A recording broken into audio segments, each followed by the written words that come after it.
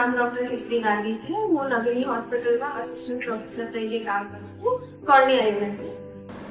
અમારે generally I donation ને એના સાથે રિલેશન વધારે આવે, કેમ કે આખી હોસ્પિટલમાં કોઈ બી કલેક્ટ કરવા જાય છે આઈબોલ કે કોઈને બી કોલ આવે છે, છેલ્લે એ આવે છે અમારા યુનિટમાં અને એનું પ્રોસિજર આખી જે પાછળની ઓપરેટિવ પ્રોસિજરને જે થાય છે એ અમારા યુનિટમાં થશે.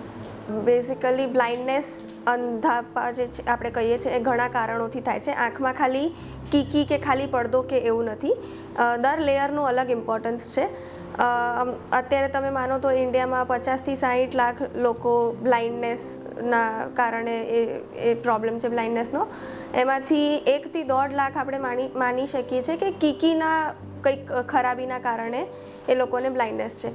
બધી જ જાતની બ્લાઇન્ડનેસ ટ્રીટેબલ હોતી નથી, પણ જે કીકી ખરાબ છે, કીકી પર ડાઘ પડ્યો છે, ફૂલ્લું પડ્યું છે, કીકી નબળી છે, પતલી થઈ ગઈ છે, એવી બધી કારણો જે કીકીના ખરાબ હોવાના કારણે જે બ્લાઇન્ડનેસ છે એ આપણે કોઈકની બીજાની આંખ નેત્રદાનમાં આવે એના કીકીનો ભાગ આપણે પેશન્ટ જે છે એના કીકી કાઢીને ત્યાં આગળ આપણે ટ્રાન્સપ્લાન્ટ કરીએ તો એ પેશન્ટને નજર આવી શકે છે પાછી, અને એ એનું મેઇન ઇમ્પોર્ટન્સ છે કે જે કીકીના કારણેની બ્લાઇન્ડનેસ છે એ આપણે ટ્રીટ કરી શકીએ છીએ.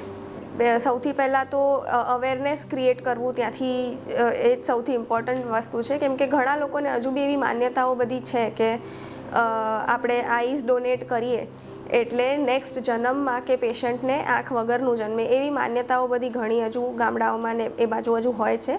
એકદમ તદ્દન ખોટી વાત છે, એવું હોતું નથી. રાધર આ એક પુણ્યનું કામ છે. આપણે કોઈક એક આંખ ડોનેટ કરે છે એનાથી 2 જણને નજર આવી શકે છે, એટલે આ એક બહુ નોબલ વસ્તુ છે, બહુ પુણ્યનું કામ છે. એ વસ્તુ ખોટી છે કે આગલા ભવમાં એ પેશન્ટને આંખ વગરનું જન્મે એવું નથી થતું.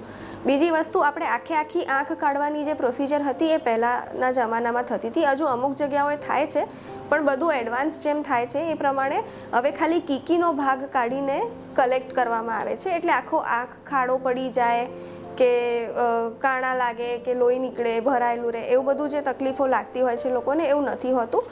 આ કલેક્ટ કર્યા પછી પણ ડૉક્ટર્સ એને મેજર્સ પ્રોપર લઈને ક્લોઝ કરીને પટ્ટી કરીને જાય છે, એટલે બહારથી જોવાવાળાને બી એવું ખરાબ લાગે કે કોઈને ગભરાઈ જવાય કે એવું કંઈ થવાની એવી તકલીફો હવે થતી નથી. કોઈ બી આંખનું ઓપરેશન સૌથી પહેલાં તો સૌથી વધારે જરૂરી તો એ છે કે આંખમાં કોઈ ધૂળ માટી કશું કચરો ન ઉડે કે આતે, એટલે કાળા ચશ્મા કે પ્રોટેક્ટિવ ગ્લાસીસ કોઈ બી જાતના એ પહેરવા પડે છે. કીકી બદલવાનું ઓપરેશન એ ટ્રાન્સપ્લાન્ટ એટલે કોઈ બી શરીરનું કોઈ બી ઓર્ગન બી ટ્રાન્સપ્લાન્ટ કરીએ એમ જ આ પણ એક ઓર્ગન ટ્રાન્સપ્લાન્ટ છે, એટલે આ થોડુંક વધારે રિસ્કી ને વધારે મોટું ઓપરેશન કહેવાય છે. ખાલી આંખમાં કંઈ કચરો ન જાય એ તો ધ્યાન રાખવાનું, ચશ્મા પહેરી રાખવાના. ટીપા જે આપ્યા હોય, ઘણા બધા ટીપા ચાલુ કરવા પડતા હોય છે.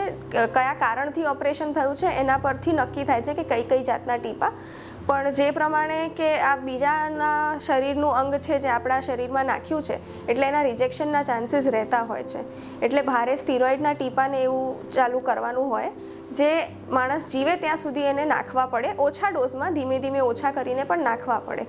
એટલે એક કે ટીપા બંધ ન થવા જોઈએ. ક્યારે બી જે પહેલાં દેખાતું હતું એના કરતાં લાલાશ થઈ છે, પાણી પડે છે, દેખાવાનું ઓછું થયું છે, દુખાવો થાય છે, કંઈ થાય તો તરત કન્સલ્ટ કરવું જોઈએ, કેમ કે રિજેક્શનના અર્લી સ્ટેજમાં એવું હોય છે કે આપણે ભારે સિસ્ટમિક દવાઓ આપીને એ પેશન્ટની કીકી તો પણ હજુ બચાવી શકીએ છીએ. એક વખત જો ફેલ થઈ જાય છે તો પછી એ ફરી ઓપરેશન કરી ફરી આખું બદલવાનું આવે છે અને એમાં પછી સક્સેસના ચાન્સીસ ઘટી જાય છે.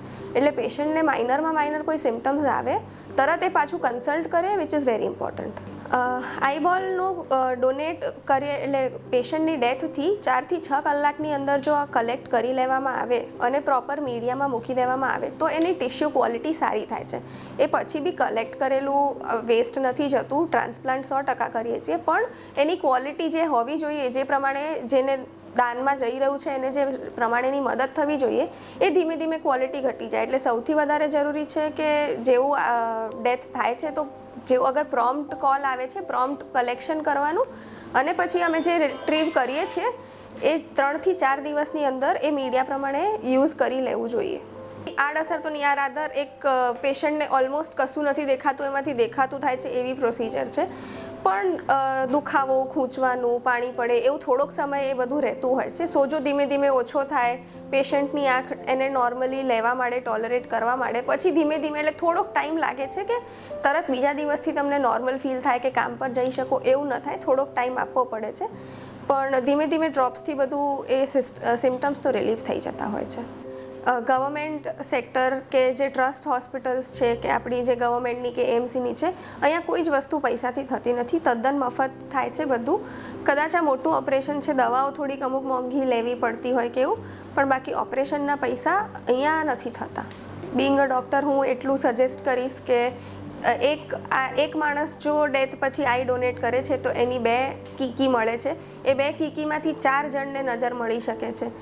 અને એ નજર કોઈ માણસ જેને ઘણા વર્ષોથી દેખાતું નથી, એને ખાલી 2 ફૂટ સુધીનું બી દેખાતું થશે તો એ માણસ માટે એની રોજની લાઈફ જીવવી ઘણી ઇઝી થઈ જશે. બહુ જરૂરી વસ્તુ છે જે અમે અહીંયા રોજ બેઠા પેશન્ટ્સને જોતા હોઈએ છીએ કે બેન ખાલી અમને સૂર્યપ્રકાશ દેખાય એટલું બી થઈ જાય તો બી અમને ઘણું સારું લાગશે.